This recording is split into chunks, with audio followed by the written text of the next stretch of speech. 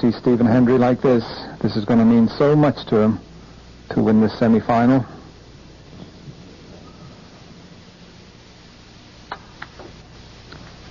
So just the pink, but what a tremendous battle this man has put up. And everything possible. 1 hour. 18 in the 17th frame of this wonderful semi-final has cost Peter some victory. Stephen Hendry going through to the final by 9 frames to 8. And the crowd stand and applaud a wonderful match. Difficult to get snookers where they are.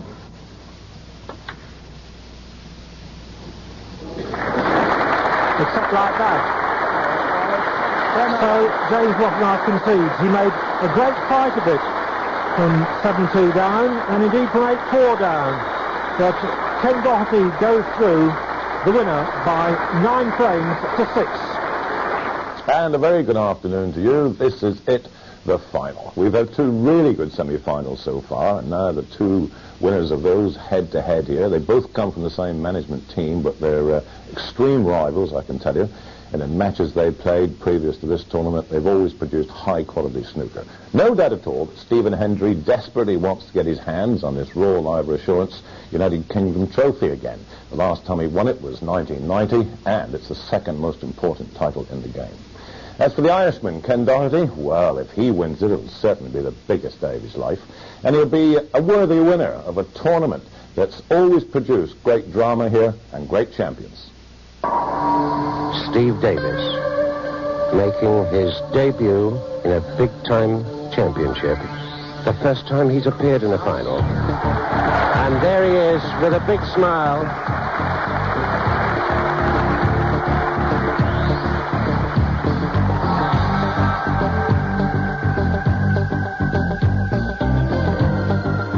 This surely then the end. And Terry Griffiths becomes the UK champion.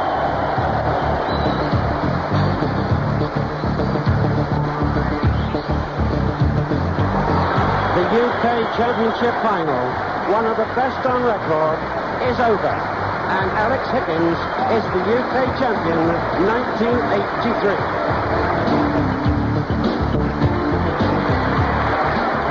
But I would like to offer my commiserations to Stephen Hendry.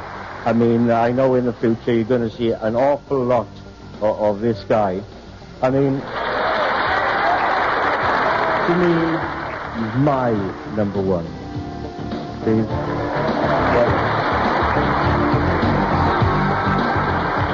He's had 4 centuries in this championship since we've had the television cameras in. But that...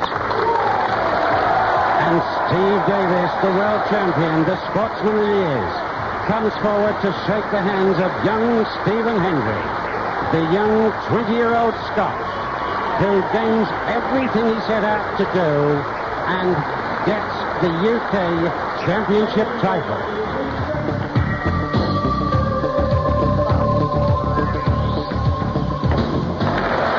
Jimmy White comes forward, shakes the hand of John Parrott, who with a brilliant 83 goes out a 16 frames to 13 winner and claims the UK title from 1991.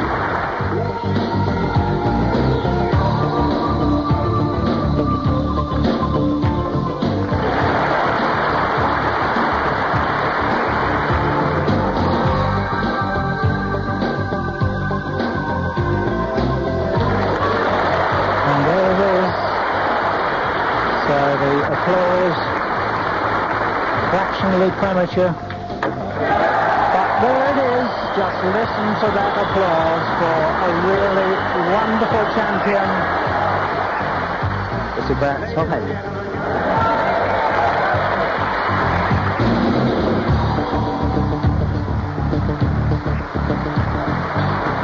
I expected that I'd have to play beyond myself, and I have done.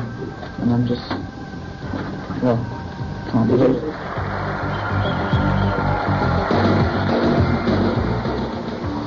Yes, some of the moments from our years here at Preston Guildhall. The memories come flooding back.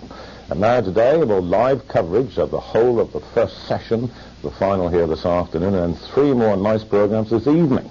Sure, we're in for quite a final.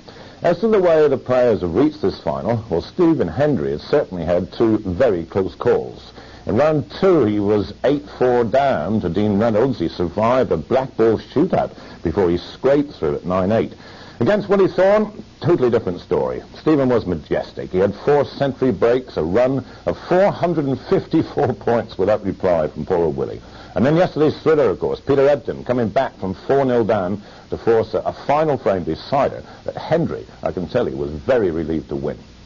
As for the man from Dublin, well, Ken Doherty proved his qualities as a match winner with those last 2 victories there over Ronnie O'Sullivan and then James Watanabe. There were lots of turning points. There were moments of crisis, but Doherty very steady and really looking in the mood.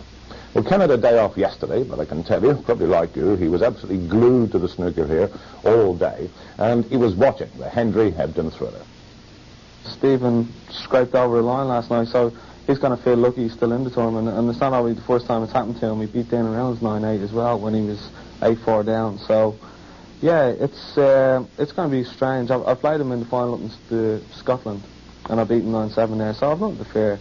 I mean, I'm just going to go out and enjoy the game. I love playing Stephen, you know, he inspires me to play well, and I relish the chance of, you know, taking a scalp like an Indian.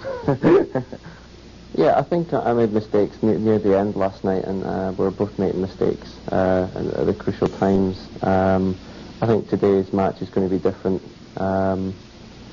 And I don't think you'll see as many balls missed today. I hope not, anyway. The way the ball is landing on the table, the way they break, that's the way you play the game. You know, you don't worry. Stephen can't do anything when he's sitting in his chair and I'm at the table, and I can't do anything when I'm sitting in my chair. And that's one of the beauties of our sport, you know.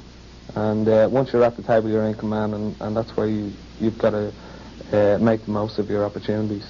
You know, I know how good Ken is. I think he's definitely potentially a top 4 player.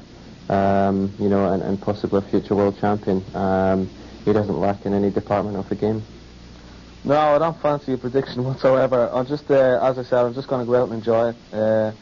We played each other quite a lot, Stephen and I, and it's always been very, very close. So I predict a very, very close game, maybe 10-8, 10-9, 10-7, something like that, you know.